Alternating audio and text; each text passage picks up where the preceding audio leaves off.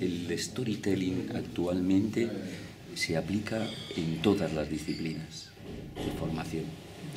En el mundo de la sociología, en el mundo de la política y en el mundo de la economía. De hecho, es un elemento que está muy de moda. Yo como narrador, cuando doy cursos para otras profesiones, como puede ser el tema del turismo, en este caso turismo de vino, pero a veces turismo de naturaleza, utilizo siempre las historias. Tanto cuando trabajo para guías turísticos que tienen que contar una historia, y entonces yo utilizo las historias y en realidad intento formarlos como si ellos fueran storytellers. En general siempre es encontrar la autenticidad. Las fuerzas son obvias porque yo no intento enseñarles algo ajeno a ellos mismos. Lo que intento es que las personas aprendan a contar su historia. Por lo tanto, la fuerza es que está dentro de ellos. Puede que los recursos de contarla no sean los adecuados de la voz o de la expresividad, pero no tienen que inventar nada, ni tienen que aprender nada de lo fundamental, porque está en su propia forma. Las debilidades es que el mundo del storyteller tiene una cierta carga negativa. Por un lado, se ha identificado mucho con los niños, con los cuentos para niños, y por otro lado, el storyteller tiene cierta idea de una persona mentirosa, que engaña. Entonces, cuando haces referencia a alguien y le dices, tienes que contar una historia, tu historia, la gente piensa que le estás diciendo que tiene que inventarse una historia. Entonces, la debilidad es que cuesta mucho convencerlos de que tienen que aprender herramientas partiendo de su propia historia. Y luego, además, la gente muchas veces le cuesta contar su propia historia. Yo creo, mi experiencia me dice, por los resultados, que la ventaja que yo tengo es que tengo esa capacidad de convertir en una historia los elementos que suceden a mi alrededor. Yo creo que la gente quiere, incluso formándose, divertirse, disfrutar. Entonces, si tú eres capaz de transmitir los conocimientos como si estuvieras contando una historia, si eres capaz, además, de en medio de unos conocimientos serios, parar y contar una pequeña historia, hace que sea más agradable la conversación, que se convierta en algo vivo, que la gente apele a su infancia cuando le contaban historias y por lo tanto se genera un vínculo afectivo con el profesor. En la educación para niños buscas unos objetivos diferentes que pueden ser transmitir conocimientos de los temarios educativos. En los adultos es diferente porque lo que intentas es desarrollar contenidos para que ellos se entiendan a sí mismos. Los jóvenes, el problema es que suelen tener es que están en una etapa en la cual piensan que lo que les ocurre a ellos es lo peor del mundo y solamente a ellos.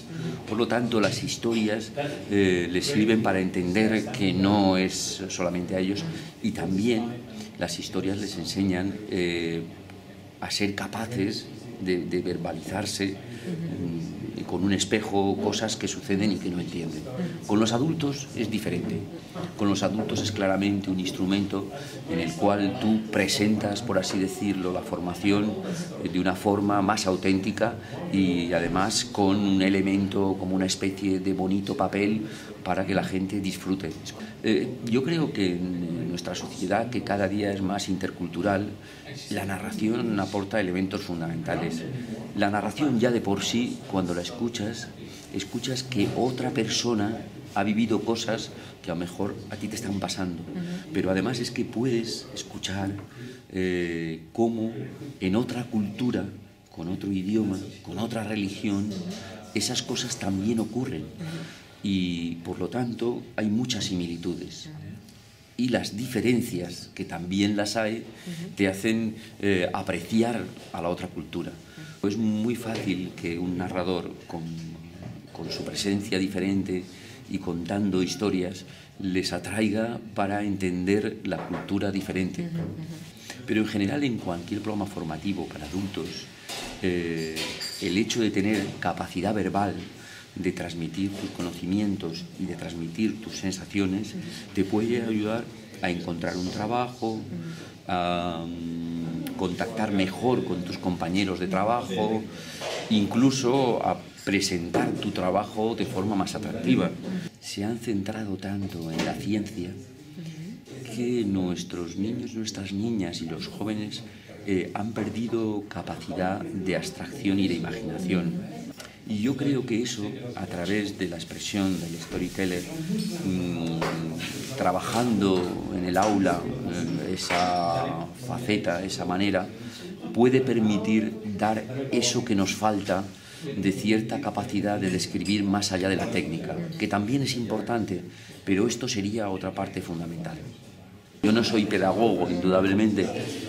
Yo sí que he notado que hasta la edad de los 4 o 5 años, los niños y las niñas son muy expresivos. Es decir, tienen un deseo profundo de conocer y tienen un deseo profundo, por ejemplo, de aprender a leer. Incluso cuando no saben leer, cogen un libro que tú le has leído y ellos se lo inventan.